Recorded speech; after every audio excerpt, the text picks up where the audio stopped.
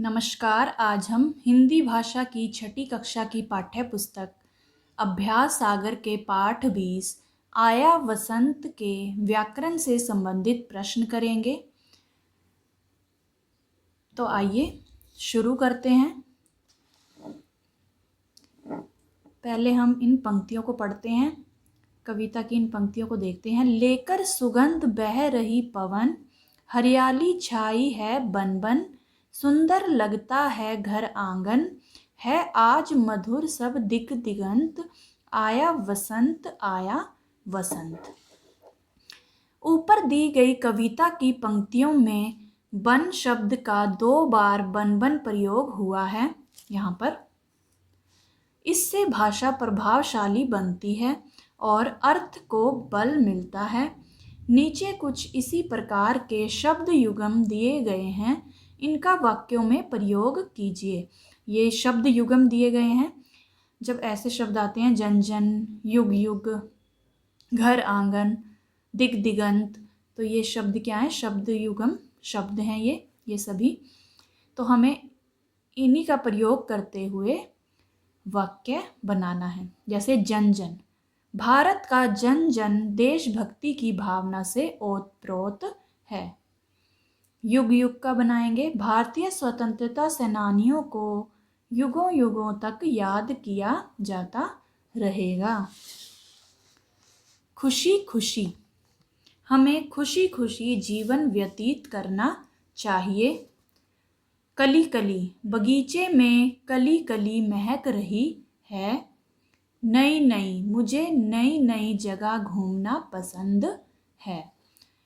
नीचे मिलते जुलते अर्थ वाले शब्द युगम दिए गए हैं। मिलते जुलते, इनका वाक्यों में प्रयोग कीजिए। जैसे घर आंगन, हमें अपना घर आंगन साफ सुथरा रखना चाहिए। खेती बाड़ी, किसान खेती बाड़ी करते हैं। घास फूस, पक्षी घास फूस से अपना घोंसला बनाते हैं। अगला प्रश्न, नीचे दिए गए उल्टे अर्थ वाले शब्द युग्मों का वाक्यों में प्रयोग कीजिए। ये उल्टे अर्थ है। जैसे सच का झूठ होता है, इधर का उधर होता है। तो सच झूठ, सच झूठ का पता लगाना पुलिस का काम है। इधर उधर, इधर उधर की बातों में समय व्यर्थ न गवाएं। आप इन सभी शब्दों से, जरूरी नहीं है कि जो मैंने लिखे हैं आप वही वाक्य बनाएंगे। आप अपने आप भी इन वाक्यों को बना सकते हैं। जैसे इधर उधर का आप बना सकते हैं कि हमें इधर उधर कूड़ा नहीं फेंकना चाहिए। उसी तरह से आप इन सभी शब्दों के, शब्द युग्मों के वाक्य खुद से बना सकते हैं। देश विदेश, आजकल इंटरनेट के द्वारा देश विदेश की खबरें मिल जाती हैं। दाएं बाएं, सड़क पार करते समय हमें दाएं बाएं देखना चाहिए। अगला प्रश्न, नीचे दिए गए शब्दों के सामने उनके समान अर्थ वाले शब्द छांटकर लिखिए। समान अर्थ कि शब्द तो 2 हैं लेकिन उनका अर्थ जो है वह समान है, एक ही है। जैसे पल, पल का क्षण, इस कोष्टक में से हम छांट सकते हैं पल का क्षण। दोनों का अर्थ क्या है? समान है। फूल पुष्प, फूल पुष्प। मधुर मीठा, कोकिला कोयल। इन्हें एक तरह से समानार्थी या पर्यायवाची शब्द भी हम कह सकते हैं। भोरा भ्रमर, गान गीत। आओ दोहराएं। निम्नलिखित शब्दों में से विशेषण विशेष्य छांटिए। ये कोष्टक में कुछ शब्द दिए गए हैं। प्राण, दिग दिगंत, सुंदर, गान, घर आंगन, मधुर, नया, सुखी। तो अब हमें यहाँ पर इन्हीं सब शब्दों में से विशेषण को अलग लिखना है और विशेष्य को यहाँ पर अलग से लिखना है। विशेषण और विशेष्य क्या होते हैं? विशेषण वे शब्द होते हैं जो संज्ञा और सर्वनाम की विशेषता बताते हैं। किसी भी संज्ञा या सर्वनाम शब्द की जो विशेषता बताते हैं उन्हें हम क्या कहते हैं? विशेषण कहते हैं। जैसे काली गाय, चतुर लड़का। जैसे काली गाय, यहाँ पर गाय क्या है? एक संज्ञा शब्द है और गाय की विशेषता क्या है कि वह काली है, तो काली क्या हुआ? विशेषण हुआ। उसी प्रकार चतुर लड़का या चालाक लड़का, तो इसमें लड़का क्या है? एक संज्ञा शब्द है और चतुर और चालाक क्या है? वे विशेषण शब्द हैं। और विशेष्य क्या होते हैं? विशेष्य संज्ञा और सर्वनाम शब्दों को ही हम विशेष्य कहते हैं। जैसे कि लड़का, चतुर लड़का, इसमें जो लड़का है वही विशेष्य है। और काली गाय, गाय क्या है? एक संज्ञा शब्द है लेकिन वह विशेष्य भी है। कहने का अर्थ यह है, जिस संज्ञा या सर्वनाम शब्द की विशेषता प्रकट की जाती है उसे हम क्या कहते हैं? विशेष्य कहते हैं। ठीक है। और विशेषण संज्ञा और सर्वनाम की विशेषता प्रकट करने वाले शब्दों को विशेषण कहते हैं। तो इसमें प्राण क्या है? प्राण एक विशेष्य है।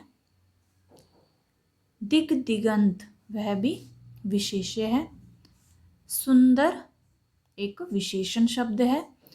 जैसे सुंदर लड़का, सुंदर घर, सुंदर लड़की। ठीक है। गान क्या है? गान विशेष्य है। जैसे मधुर गान, मधुर गान की विशेषता बता रहा है कि वह गान कैसा है? मधुर है। तो विशेषता किसकी बता रहा है? गान की, तो वो क्या एक विशेष्य है। घर आंगन, घर आंगन, साफ घर आंगन, सुंदर घर आंगन, तो सुंदर और साफ घर आंगन की विशेषता है, तो घर आंगन एक विशेष्य है। मधुर क्या है? विशेषण है। जैसे मधुर संगीत। आप किसी भी शब्द के आगे जैसे विशेषण की पहचान करनी है आपको, तो ये जितने भी शब्द हैं उनके आगे कोई भी संज्ञा या सर्वनाम शब्द आप लगा कर देखिए। जैसे सुंदर लड़का, सुंदर लड़की। मधुर गीत, मधुर संगीत। नया घर, नया कुछ भी लगा सकते हैं इसके आगे, नया जीवन। सुखी संसार, सुखी व्यक्ति। तो ये सब क्या है? विशेषण है और ये सब क्या है? विशेष्य है। अब आगे देखते हैं। नीचे दिए गए वाक्यांशों के लिए एक शब्द छांटकर लिखिए। ये कोष्टक में से हम छांट सकते हैं। वर्ष में एक बार होने वाला, उसे क्या कहते हैं? वार्षिक। जो वर्ष में एक बार होता है उसे क्या कहेंगे हम? वार्षिक। जो मिट्टी के बर्तन बनाए वो कौन होगा? कुम्हार। जो चित्र बनाए, चित्रकार। जो देखने योग्य हो, दर्शनीय। जो दर्शन के योग्य हो या जो देखने योग्य हो, दर्शनीय। आगे देखते हैं अगला प्रश्न। नीचे दिए गए संयुक्त व्यंजनों के पुराने रूप वाले शब्द लिखिए। ये कुछ संयुक्त जो ऐसे दिए जाते हैं, जो ये शब्द होते हैं इन्हें क्या कहते हैं? संयुक्त व्यंजन, जिनमें दो व्यंजनों का जोड़ होता है। इन व्यंजनों के पुराने रूप वाले शब्द लिखने हैं, जो पुराने उसमें चलते थे, जिनका मतलब रूप अब बदल चुका है। जैसे द और द के पैर में व, तो हम इससे विद्वान बना सकते हैं, विद्वान। और ये ट के पैर में क्या है? ठ, यानी चिट्ठी बना सकते हैं हम इससे। द के पैर में ध है तो युद्ध बना सकते हैं। ड के पैर में ड है तो हड्डी बना सकते हैं। और ये द और घ है, वाद्य बना सकते हैं, वाद्य यंत्र। या विद्यालय, विद्या द और य के जोड़ से, द और य, इसमें द और य है, विद्यालय। ड और ढ ढक्कन है ये, ड ढ, तो गड्ढा। अगला प्रश्न, नीचे दिए गए शब्दों की रचना स्पष्ट कीजिए। जैसे महानता दिया गया है, महान जमा ता, तो इसमें हमें बताना है कि ये महान जो क्या है वह एक शब्द है। क्या है? एक शब्द है। और जो ता इसमें जोड़ा गया है वो क्या है? शब्दांश, यानी किसी शब्द का अंश है। शब्द, इसी शब्द का क्या है? ये अंश है। शब्दांश किसे कहते हैं? शब्द का अंश, यानी किसी भी शब्द का अंश, जो छोटा सा अंश होता है उसे कहते हैं। महान जमा ता, महानता। तो महान क्या है? शब्द, और ता क्या है? शब्दांश। अब अगला देखते हैं, प्रमुख। अब इसमें प्र जमा मुख। अब प्र क्या है? वह शब्दांश है, और मुख क्या है? वह एक शब्द है। सेनापति, सेना जमा पति। सेना भी एक शब्द है और पति भी एक शब्द है, तो शब्द प्लस शब्द का जोड़ से क्या बना? सेनापति। ईमानदार, ईमान जमा दार। ईमान क्या है? एक शब्द है, और दार क्या है? एक शब्दांश है। पाठशाला, पाठ जमा शाला। पाठ क्या है? वह भी एक शब्द है, और शाला क्या है? वह भी एक शब्द है। तो शब्द प्लस शब्द, यानी पाठ जमा शाला, पाठशाला। नीचे दिए गए कारक चिन्हों अथवा प्रसर्गों द्वारा रिक्त स्थानों को भरिए। जैसे की के लिए, ने, में, पर, की, के। तो इन्हीं शब्दों के प्रयोग से, इन्हीं कारक चिन्हों के प्रयोग से हमें इन खाली स्थानों की पूर्ति करनी है। पुनीता ने अपनी सहेली को उसके जन्मदिन पर बधाई दी। शेर को देखकर मदन घर में घुस गया। माताजी ने सोहन को पानी लाने के लिए कहा। मोर के पंख बहुत सुंदर हैं। मीरा की बहन के हाथ पर बहुत अच्छी घड़ी बंधी है। अगला देखते हैं प्रश्न, नीचे दिए गए शब्दों के सही रूप लिखिए। अब ये जो शब्द दिए गए हैं इनका जो सही रूप करके हमें लिखना है। जैसे इसमें परीक्षा, तो र पे बड़ी की मात्रा आएगी तो ऐसे बनेगा परीक्षा। सम्मान, सम्मान नहीं होता, सम्मान होता है, यानी कि आधा म। साधु, साधु, छोटे ऊ की मात्रा आएगी ध में। श्रीमती, इसमें त पर बड़ी की मात्रा आएगी तो इसका सही रूप क्या है? श्रीमती, ऐसे लिखेंगे इसे। बीमारी, बीमारी। गुरु, गुरु, इसमें ये जो होती है र के पीछे जो ये मात्रा होती है ये बड़े ऊ की होती है, और ये जो ऐसे होती है सीधे, वो कौन सी होती है? छोटे ऊ की मात्रा।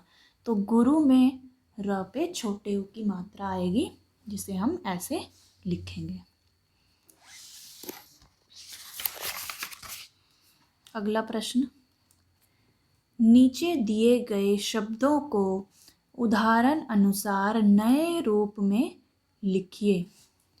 जैसे द्वीप, तो इसे कैसे लिखेंगे? ये जो द और व के जोड़ है, इसमें द जो है उसमें आधा है और व क्या है? पूरा है, तो क्या बनेगा? द्वीप, ऐसे बनेगा। विद्या, तो ऐसे लिखेंगे इसे, अगर हम खोल कर लिखें, वी फिर आधा द फिर या, विद्या। शुद्ध, शु आधा द फिर ध, पूरा ध, शुद्ध। ये चिन्ह जो दिया गया है इसे हलंत का चिन्ह कहते हैं, यानी कि ये जो द है इससे पता चलता है कि ये द जो है इसमें आधा है। मिट्टी, इसमें एक ट आधा है और एक पूरा है। उत्तर, उत्तर, इसमें ऐसे डाल देंगे तो इसका अर्थ भी यही है कि इसमें दो त है, एक आधा और एक पूरा।